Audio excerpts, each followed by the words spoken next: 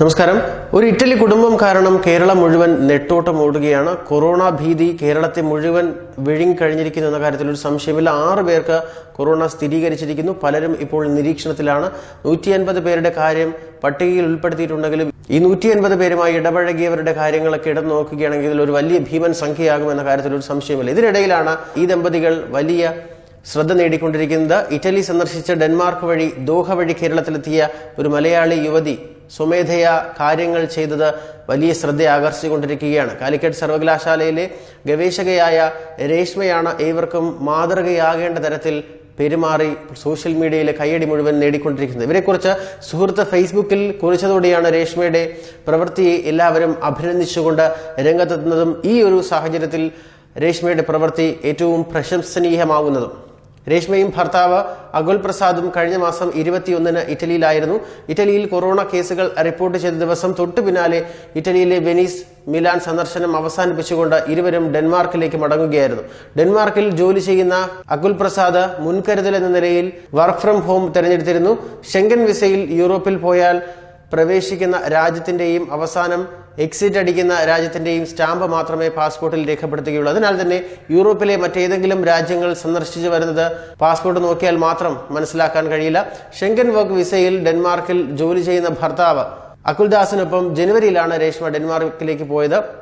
ഡെൻമാർക്കിലെ വിമാനത്താവളത്തിൽ ആ സമയം കൊറോണ പരിശോധനകളൊന്നും തന്നെ ഇല്ലായിരുന്നുവെന്ന് ഇരുവരും പറയുന്നുണ്ട്. രോഗലക്ഷണങ്ങൾ ഇല്ലാത്തതിനാൽ മാർച്ച് 3-ന് രേഷ്മ ദോഹ വഴി നാട്ടിലേക്ക് തിരിക്കുകയാണ് ഉണ്ടായത്. ഇതിനിടെ ഡെൻമാർക്കിലും മറ്റിടങ്ങളിലും കാര്യമായ പരിശോധനകളോ വിവരങ്ങളോ ആരായാൻ ആരും തന്നെ ഉണ്ടായിരുന്നില്ല എന്നാണ് രേഷ്മ പറയുന്നത്. കൊച്ചി വിമാനത്താവളത്തിൽ എത്തിയ ഉടൻ തന്നെ രേഷ്മ ആരോഗ്യ പ്രവർത്തകരോട് അങ്ങോട്ട് പോയി കാര്യങ്ങൾ സംസാരിക്കുകയാണ് ഉണ്ടായത്. അവരോട് കാര്യങ്ങൾ വിശദീകരിച്ച് നൽകുകയാണ് ഇതാണ് അവസ്ഥ എന്നുള്ളത്. എന്നാൽ ഇറ്റലിയിൽ നിന്ന് മടങ്ങിയ ശേഷം 2 ആഴ്ചയോളം നിരീക്ഷണത്തിൽ കഴിഞ്ഞതിനാലും രോഗലക്ഷണങ്ങൾ ഇല്ലാത്തതിനാലും അവരെ വീട്ടിലേക്ക് പോകാൻ അനുവദിക്കുകയായിരുന്നു. ഇതോടുകൂടിയാണ് ഇവർ വാർത്തകളിൽ ഇടം നേടുന്നത്. ഇവർക്ക് ഏറെ പ്രശംസ പിടിച്ചുപറ്റാനാകുന്നതും. കാരണം ഇതുപോലെ തന്നെ ഇറ്റലിയിൽ നിന്ന് വന്ന ഒരു കുടുംബം കാരണമാണ് കേരളം ഇന്ന് നെട്ടോട്ടം ഓടുന്നത്. പക്ഷേ ഈ പറയുന്ന ദമ്പതികൾക്ക് 2 രാജ്യങ്ങളിലൂടെ വിമാനയാത്ര ചെയ്തതിനാലും വീട്ടിൽ പ്രായമേറിയ മാതാപിതാക്കൾ ഉള്ളതിനാലും ജാഗ്രത പാലിക്കാൻ ഒരു നിർദ്ദേശം നൽകിയിട്ടുണ്ടായിരുന്നു.